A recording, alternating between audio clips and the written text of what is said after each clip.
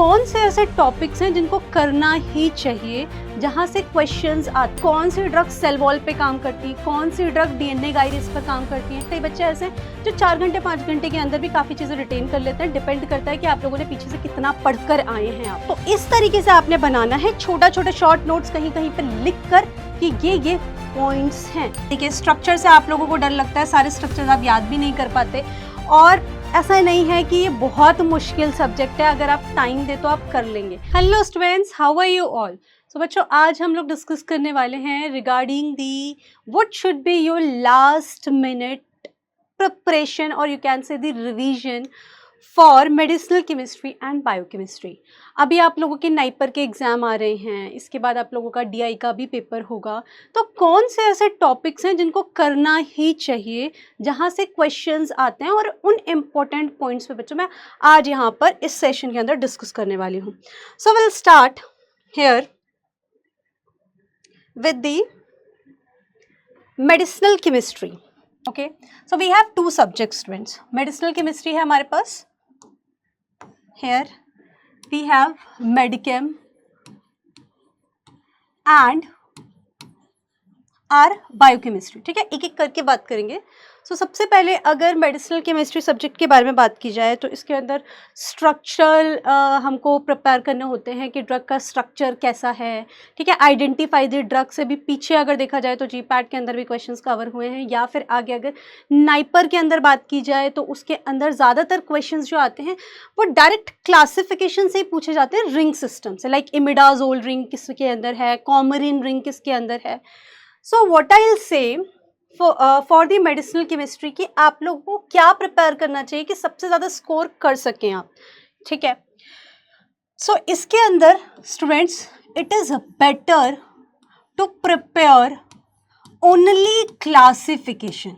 देखिए स्ट्रक्चर से आप लोगों को डर लगता है, सारे स्ट्रक्चर्स आप याद भी नहीं कर पाते, और ऐसा नहीं है कि ये बहुत मुश्किल सब्जेक्ट है, अगर आप टाइम दे तो आप कर लेंगे, क्योंकि आपको हार्ड लगता है तो आप टाइम नहीं देते। बट यहाँ पर हम लास्ट मिनट स्ट्रैटेजी की बात कर रहे हैं, लास्ट मिनट प्रिपरेशन की बात कर रहे हैं, और आपने बिल्कुल भी टाइम नहीं दिया है।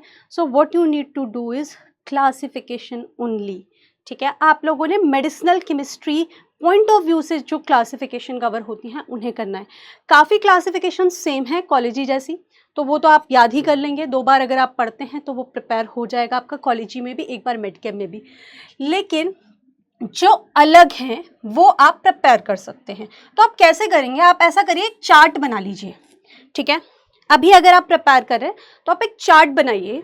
ठीक है, what you can do is you prepare a chart और क्लासिफिकेशंस और कैटेगरीज को डिवाइड करिए। सबसे पहले एएनएस रखिए, एएनएस। ठीक है, ऑटोनॉमिक नर्वस सिस्टम। दूसरा बच्चे आप क्या कर सकते हैं, एक है आपका सीवीएस, कार्डियोवास्कुलर सिस्टम। देन एक है हमारे पास सीएनएस, सेंट्रल नर्वस सिस्टम पर जो ड्रग्स काम करती हैं। और इसके बाद एंटी डायबिटिक्स से क्वेश्चंस आते हैं, तो मैं इसको बोलूँगी आप स्किप मत करिएगा। एंटी डायबिटिक्स और ओरल हाइपोग्लाइसेमिक एजेंट्स। इसके अलावा आप लोग इन जनरल मैं बोल रही हूँ, एंटीबायोटिक्स की क्लासिफिकेशन है, एंटीबायोटिक्स की इन जनरल क्लासिफिकेशन है जो कि मैकेनिज्म के बेसिस पर बनाई गई है।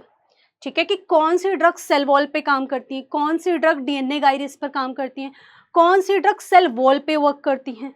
तो अगर आप इनकी क्लासिफिकेशन कर ले रहे हैं, एएनएस के अंदर कोलिनर्जिक, ठीक है, एंटी कोलिनर्जिक,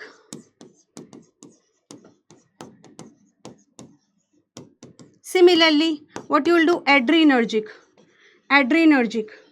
और एंटी एड्रीनर्जिक। इनकी क्लासिफिकेशन ओनली आप प्रिपेयर कर लीजिए। ठीक है, तो आपके काफी क्वेश्चंस यहां से कवर हो जाएंगे, और इन शॉर्ट एफएल से कि कम टाइम के अंदर आपके नंबर ऑफ क्वेश्चन निकलने के चांसेस इस एरिया से ज्यादा हैं। ठीक है, सीवीएस के अंदर आप क्या करें, सीवीएस के अंदर मैं आपको बोलूंगी एरिथमिया बिल्कुल मत छोड़िएगा, हाइपरटेंशन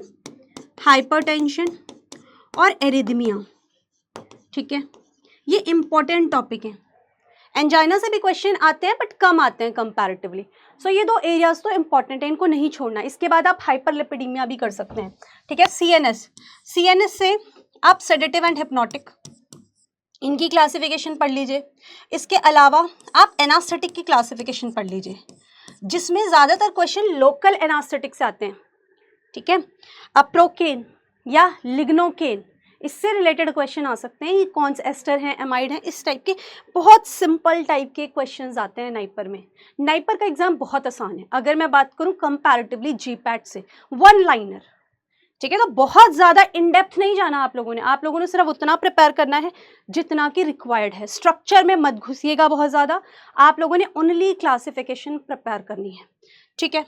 एनास्थेशिया के बाद आप और क्या कर सकते हैं इसमें, कन्वर्जन का ट्रीटमेंट मतलब एंटी कन्वर्जन ड्रग, ये देख सकते हैं, ठीक है। इसके अलावा साइकोसिस से क्वेश्चन आते हैं, साइकोटिक ड्रग्स, ठीक है।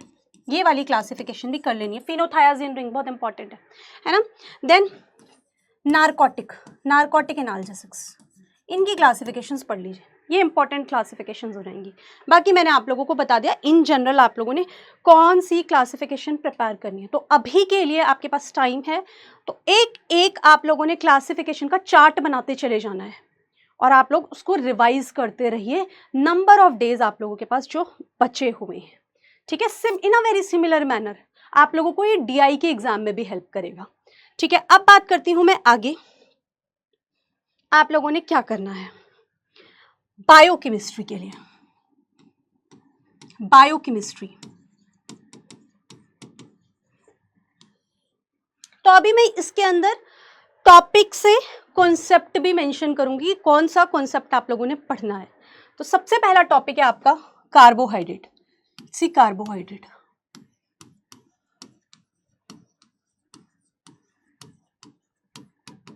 ठीक है।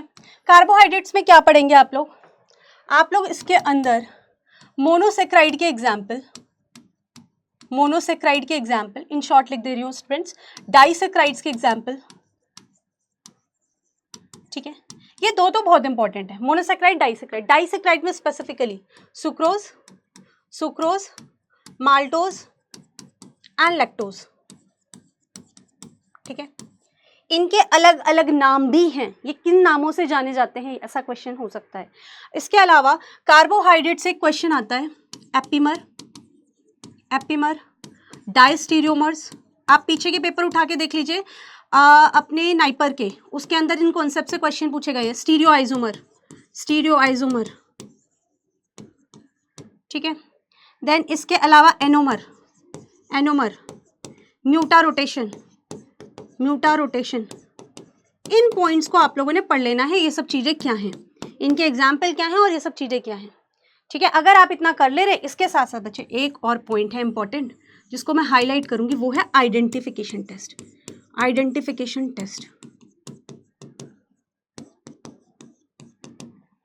इनके अलावा और क्या पूछा जाता है, साइकिल से क्वेश्चन आते हैं, बहुत इन डेप्थ क्वेश्चन नहीं आते आपसे क्या पूछा जाता है, ग्लाइकोलिसिस में क्या होता है, ठीक है, कि आपका पायरुवेट फॉर्म हो रहा है, सिंपल।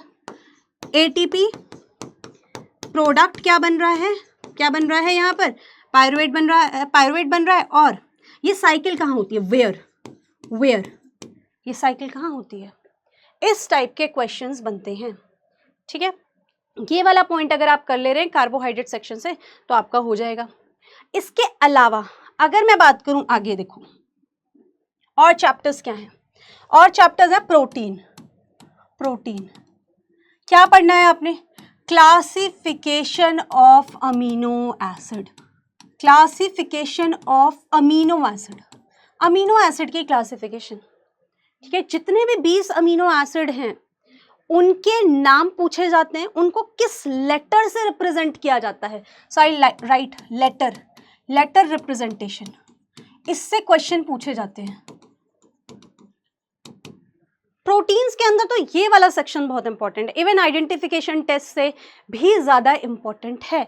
इसके अलावा यूरिया साइकिल को आपने मिस नहीं करना, इसमें भी सेम वही क्वेश्चन, कहाँ होती है, ठीक है, वेयर, ये वाले क्वेश्चंस बनते हैं। इसके अलावा अगर मैं बात करूं लिपिड से, तो लिपिड से सबसे ज़्यादा क्वेश्चंस कौन से बनते हैं? एक आपसे पूछा जाता है एसेंशियल फैटी एसिड्स कौन से हैं? लिनोलेनिक, लिनोलेइक, ये सब होते हैं। ठीक है, तो एक तो ये वाला क्वेश्चन है, EFA वाला कॉन्सेप्ट आप लोगों ने क्लियर रखना है, एसेंशियल फैटी एसिड्स। इसके अलावा सपोनिफिकेशन नंबर, ठीक है, प्योरिटी टेस्ट जो होते हैं, आयोडीन नंबर, रिचेट मिजल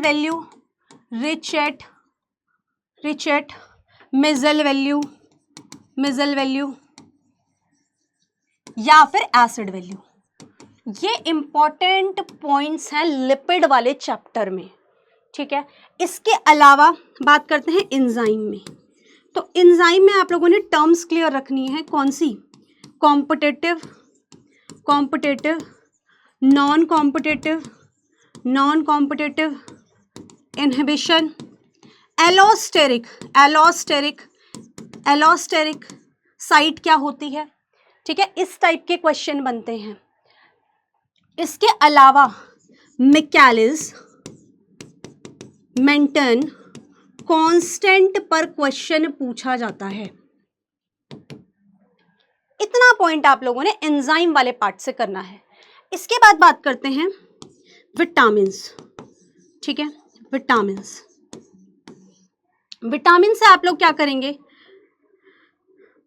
क्लासिफिकेशन, कौन से फैट सोल्यूबल हैं, कौन से वाटर सोल्यूबल हैं, एंड देयर डिफिशिएंसी, और उनकी डिफिशिएंसी क्या है। आप नाइपर का पेपर देखेंगे, इस टाइप के क्वेश्चन कवर होंगे और ये आपको DI में भी हेल्प करेगा। अगर आप इतने पॉइंट पर काम कर रहे हैं, आपने पूरी कहानी पढ़ ली लेकिन आपको ये सब नहीं पता, ये सब इंपॉर्टेंट पॉइंट्स हैं, आपको नहीं पता मिकैलिस मेंशन कांस्टेंट क्या है, आपको नहीं पता कॉम्पिटिटिव नॉन कॉम्पिटिटिव इनहिबिशन क्या है, पर आपको एंजाइम के बारे में और जितनी कहानी है सब पता है, तो आप लोगों की कंपटीशन में हेल्प नहीं होगी। ठीक है, ये वाले पॉइंट्स जो मैंने लिखे हैं यहाँ से क्वेश्चन आएंगे अगर आपने पेपर एनालिसिस करी है तो। ठीक है, अगर क्वेश्चन आया तो, अब क्वेश्चन ही नहीं आया कोई तो वो अलग बात है, लेकिन अगर इस सब्जेक्ट को कवर किया गया तो ये वाले इंपॉर्टेंट एरियाज हैं। ठीक है, सो इस तरीके से आप लोग इन पॉइंट्स पर कवर कर सकते हैं। एक और टॉपिक रह गया बच्चे, न्यूक्लिक एसिड से क्या आता है? सबसे पहले तो आप ये ध्यान रखिए, प्यूरीन और पिरिमिडीन बेस पेयर्स कौन से हैं। ठीक है, इसके अलावा सेंट्रल डोग्मा क्या होता है? ये आप छोटी क्लासेस से पढ़ते आ रहे हैं, सेंट्रल डोग्मा, इतना सिंपल सा क्वेश्चन है तो इसका भी आंसर गलत कर देते, सेंट्रल डोग्मा। इसके अलावा वैटसन क्रिक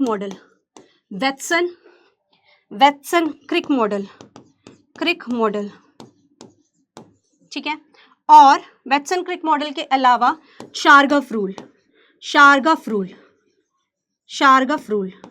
बस इतना आप लोगों ने क्या करना है? पढ़ना है, और ये पढ़ना बहुत आसान है। एक ही दिन के अंदर बस आप लोग प्लान कर लीजिए, एक ही दिन के अंदर आप इन सब पॉइंट्स को कवर कर सकते हैं अगर आप लोगों ने प्रॉपर प्लानिंग के थ्रू पढ़े। ठीक है, तो ये सब पॉइंट्स अगर आप कवर करें बच्चे तो यहाँ से तो बहुत आसान है, बायोकेमिस्ट्री तो आप बहुत ही ईजिली कर लेंगे। And in a very similar way medicinal chemistry भी आप क्लासिफिकेशन से कवर कर लेंगे।